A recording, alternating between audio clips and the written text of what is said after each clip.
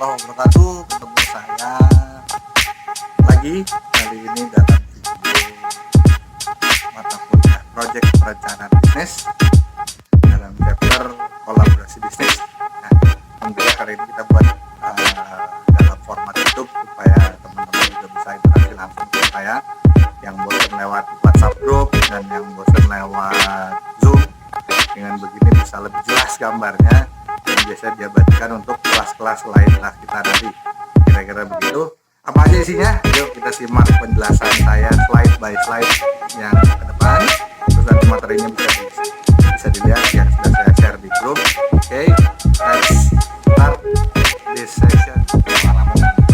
Jadi kolaborasi itu tadi apa sih, sebelum ke belakangnya kayak gimana sih? Itu bisa buka cabang baru, berpartner dengan perusahaan lokal mungkin, atau buka franchise, atau ya macam-macam.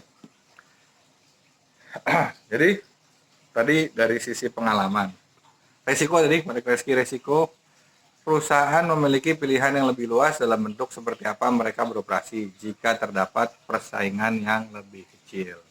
Jadi kalau di situ katakanlah perusahaan apa ya yang masuk ke sini terus gagal ya. Oh, Subway itu perusahaan retailer makanan kayak burger gitu yang masuk ke Indonesia sebentar terus cabut lagi. Kenapa? Karena di sini persaingannya banyak. Udah ada McD, udah ada KFC, udah ada Burger King, macam-macam. Dia masuk ke industri yang sudah penuh dengan kompetitor. Jadi perlu effort yang besar untuk bisa tetap eksis. Terus apalagi yang masuk ke sini, masuk ke Indonesia terus sebentar keluar lagi? Oh, 7-Eleven. Ya, 7-Eleven is coming sebentar, buka cabang di mana-mana. 7-Eleven buat yang belum tahu, 7-Eleven adalah minimarket yang convenience store, bahasa ini mungkin lebih pas, convenience store yang apa namanya masuk ke Indonesia sebentar, tapi mungkin karena salah satunya masalah persaingan juga nggak lama berada di Indonesia. Jadi seperti itu. Jadi mereka masuk ke tempat di mana persaingannya juga sungguh ketat. Di situ ada Indomaret dan Indomaret Point yang berbentuk convenience store gitu ya. Terus ada Alfamart, ada Alfamidi, ada namanya apa tuh yang banyak di Jogja ya dan Bali, apa kok saya lupa ya. Nanti saya lihat di picture deh. Ada. Terus semakin tinggi faktor risiko yang diterima, biasanya makin besar keinginan untuk beroperasi sebagai bagian dari aliansi strategis. Bentuk operasi eksternal mengizinkan penyebaran aset-aset yang luas di antara negara-negara. Nah, kenapa sih perusahaan multinational enterprise ini lebih senang beraliansi? Karena untuk sekali lagi meminimalkan resiko. Semakin banyak semakin besar resiko yang ada di suatu negara, dia akan milih partner di negara tersebut lokal yang lebih ngerti dan lebih bisa memanage resiko tersebut daripada dia masuk sendiri, besar sendiri, gedein sendiri, nggak ngerti apa-apa, kira-kira seperti itu. Jadi kembali salah satunya adalah mitigasi resiko. Faktor kontrol. Nah, penanganan internal dari operasi luar negeri biasanya lebih banyak kontrol dan tidak ada pembagian keuntungan dengan pihak lain. Nah, jadi kalau berkolaborasi dengan perusahaan lain, tentunya si prinsipal ini akan jeopardizing its control. Jadi punya kelemahan dalam hal kontrol, karena bagaimanapun si aliansi ini, si perusahaan partner ini bukan perusahaan dia sendiri. Jadi dia punya resiko kontrol yang cukup besar in terms of business. Jadi memang itu salah satu yang perlu dicermati. Bagaimana kita bisa how is the line of span of control dari perusahaan induk ke perusahaan yang aliansi tadi. Terus juga kompleksitas produk, faktor kompleksitas produk, makin tinggi tingkat teknologi, makin besar keinginan perusahaan untuk menjalankan operasi di luar negerinya sendiri. Nah, semakin dia advance, intinya adalah semakin dia advance, semakin dia canggih dalam hal teknologi, tentunya dia ingin menguasainya sendiri, nggak pakai perusahaan lokal lagi. Contoh di perusahaan minyak dulu, tempat saya bekerja, dulu prinsipal memilih agen lokalnya untuk beroperasi di satu negara. Kenapa? Agen tadi ada faktor peraturan harus begitu, harus memilih benar lokal, terus harus tidak punya local expertise, tidak punya pengalaman lokal, terus juga secara resiko pada saat itu dia belum punya, karena dia tidak punya pengetahuan tentang negara tersebut, mau nggak mau dia mesti memitigasi resiko dengan memilih partner lokal untuk berbisnis. Itu terjadi di oil and gas industry. Nah, belakangan setelah dia berbisnis di Indonesia cukup lama, akhirnya si perusahaan prinsipal ini membeli kepemilikan si perusahaan lokal tadi karena ngerasa sudah ngerti, sudah punya expertise, dan secara resiko juga sudah bisa dimitigasi. Dia masuk ke Indonesia dan secara regulasi dimungkinkan untuk tidak lagi masuk berbisnis di Indonesia dengan sole distributor. Itu seperti itu terjadi juga, dan semakin besar dia, semakin canggih dia, maka dia ingin sekali masuk ke negara tersebut karena tadi basically faktor kontrol tadi jadi lebih gampang gitu kan, jadi lebih, ya mungkin juga secara profit jadi lebih besar dan sebagainya. Nah, terus juga satu mungkin dalam hal memilih kolaborasi ini, satu faktor kesamaan negara. Jadi kesamaan negara ini, perusahaan Amerika Serikat, contohnya perusahaan US company biasanya lebih suka melakukan penanganan bisnis internally jika beroperasi di negara-negara lain yang juga berbahasa Inggris, ya kan? Jadi perusahaan US akan lebih senang memilih negara-negara yang berbahasa Inggris juga daripada negara-negara yang tidak berbahasa Inggris. Contoh, kalau dia masuk ke negara Arab, tentunya dia nggak punya kemampuan dalam berbahasa, jadi dia masuknya lebih memilih untuk mencari local partners, gitu ya. Terus juga ke Jepang begitu pula, karena dia mengalami masalah dengan bahasa, jadi dia pilih local company yang untuk mengoperasikan bisnisnya di situ. Kira-kira begitu. Jadi tadi faktor-faktor itu yang membuat orang berkolaborasi, membuat perusahaan berkolaborasi. Bentuk-bentuk, nah sekarang setelah bingung kolaborasi itu apa sih gitu bentuknya. Kolaborasi bisa macam-macam, salah satunya lisensi. Terus yang kedua adalah franchise, ya kan, franchise. Kita familiar banget lah dengan franchise ini ya. Dari yang lokal sampai yang multinasional ada, gitu kan. Terus kontrak manajemen dan kontrak kerja. Nah, apa sih tuh masing-masing tuh? Nah, lisensi adalah perusahaan atau lisensor yang memberikan haknya atas milik dia yang intangible, nggak selalu tangible ya, intangible yang berbentuk kepada perusahaan lain, yaitu lisensi pada periode khusus tertentu. Dan periode terbatas ya. Jadi contoh ngasih merek gitu ya. Perusahaan yang ngasih merek atau sistem operasinya deh. Kayak dulu waktu masuk ke Indonesia McD deh gitu ya.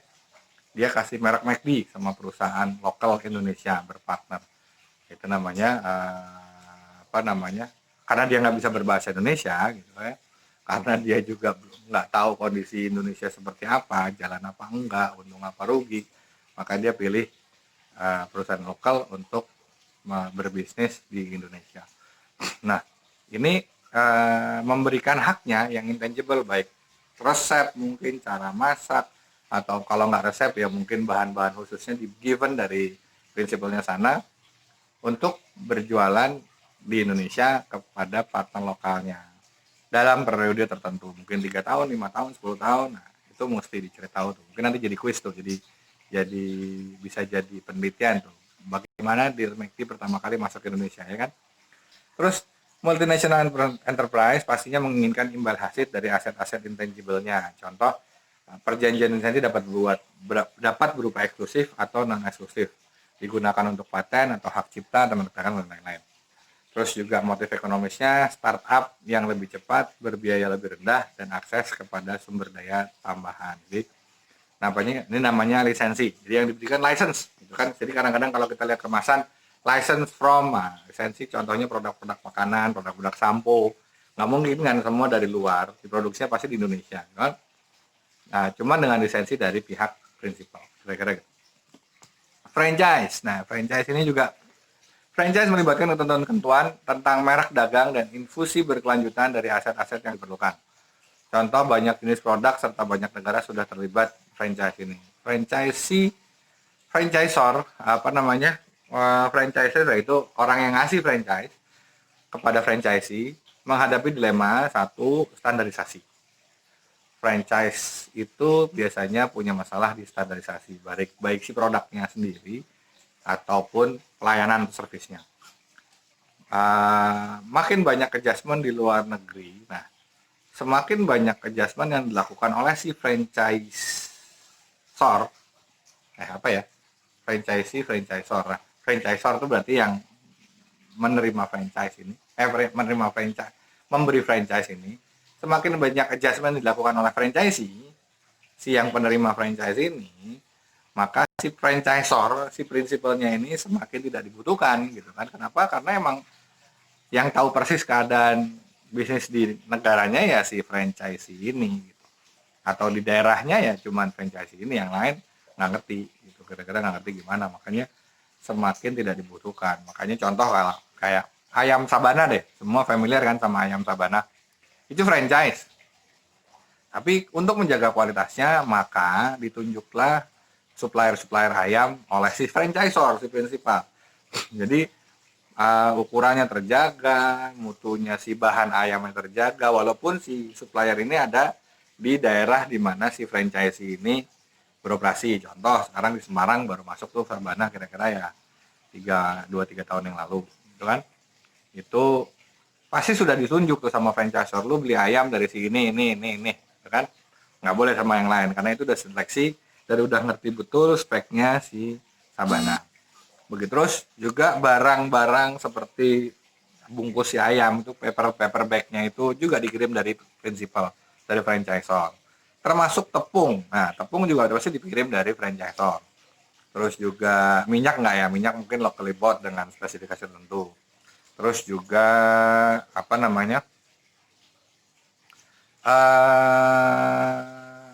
SOP. Nah, SOP masakan ayam Sabana pastinya dibuat panduan oleh si franchisor, ini dulu untuk mendapatkan sekali lagi standarisasi yang sama, kurang lebih sama antara ayam yang dijual si franchisor dengan ayam yang dijual si franchisee. Nah, cuman begitu si franchise ini menguasai si ayam ini, gitu kan, si pembuatan ayam ini, tentunya akan gampang buat si franchisee untuk mengcopy bisnis yang sama, punya merek ayam lain, jualan lain, kira-kira kan. Makanya kebutuhan karena adanya adjustment di lokal ini, di franchisee ini, maka kebutuhan akan si franchisor ini makin berkurang.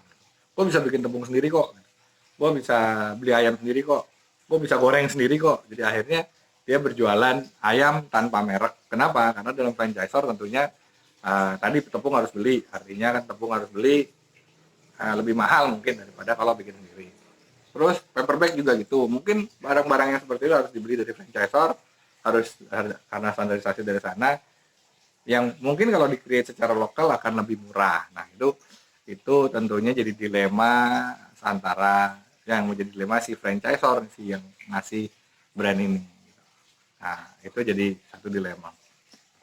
Kontrak manajemen, kontrak kerja digunakan kebanyakan pada saat satu operasi yang dimiliki telah diambil alih. Terus perusahaan perlu memanage fasilitas baru.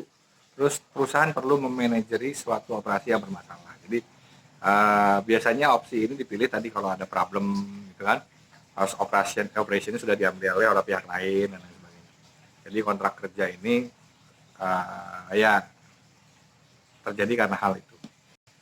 Biasanya dibentuk oleh perusahaan konstruksi juga itu dapat berkembang menjadi pesaing di masa depan. Jeleknya itu kalau kontrak kerja itu biasanya untuk perusahaan konstruksi, jadi dia nulu partner lokal untuk membangun satu gedung katakanlah gitu. Tapi si kontrak kerja ini kan punya ekspertisnya, ya kan, punya kemampuan untuk beroperasi yang usaha yang sama, jadi dia bisa berkembang jadi pesaing di masa depan kalau memang dia bagus dalam mengelolanya. Akhirnya dia ikut tender yang sama dengan si prinsipalnya dan lain sebagainya. Jadi kontrak kerja ini dilemanya kira-kira. Tapi mau bagaimana lagi gitu kan, kolaborasi adalah salah satu cara untuk berkembang dalam bisnis. Nggak bisa lo ajar semua juga nggak bisa, ada keterbatasan kapital mungkin. Tadi kan keterbatasannya kalau mau dimasukin semua, masuk semua, kapitalnya terbatas, expertise-nya terbatas, lokal pengalaman lokalnya terbatas. Kita balik lagi kolaborasi ini mau nggak mau kalau mau berkembang dalam bisnis. That's why runtutannya tadi mesti diperhatikan apa tadi hukumnya, peraturan hukumnya gimana, terus peraturan yang lainnya supportingannya gimana, kan apa namanya tadi masalah wages, minimum wages dan segala macam itu jadi masalah nggak, terus ada regulasi tertentu apa enggak, terus partnernya siapa, dia bisa nggak dipegang kepercayaan. Contoh kasur mungkin yang paling seru itu dulu kayak Apple sama Samsung. Nah itu kan terkenal banget tuh gimana Apple kasih formulanya ke Samsung kan, terus Samsung, kalau Apple ini kan close environment jadi ya, sementara Samsung membuka barang yang sama dengan berbasis Android gitu ya. Jadi awalnya bentuknya kan Samsung kan membuat produk-produknya Apple awalnya kan dia seperti itu, sehingga dia punya produk sendiri tuh namanya Samsung Galaxy tuh gitu kan. Nah akhirnya kan dituntut sama si Apple tuh, lu gua kasih formula segala macam tapi lu juga bikin formula sendiri, tapi kan gua kan salah, mereknya beda ya kan, mereknya beda, dalamnya beda, ujung segala macam beda. Tapi ya itu, that's what happened. Karena nggak mungkin si Apple buka pabrik cellphone sendiri, nggak mungkin. Mungkin juga sih, cuman kan lebih besar tuh biayanya, investasinya. Jadi hal-hal kolaborasi ini sangat-sangat ya tricky tadi. You need to grow, lu perlu berkembang, tapi lu nggak bisa langsung masuk ke usaha tersebut karena pabriknya investasi besar. Nah, seperti Apple sama Samsung. Kira-kira gitu. Kalau ada pertanyaan boleh tanya di komen, nanti insya Allah dijawab, atau di grup nanti kita yang sudah yang sudah berjalan. Thank you for watching. Billahi taufiq.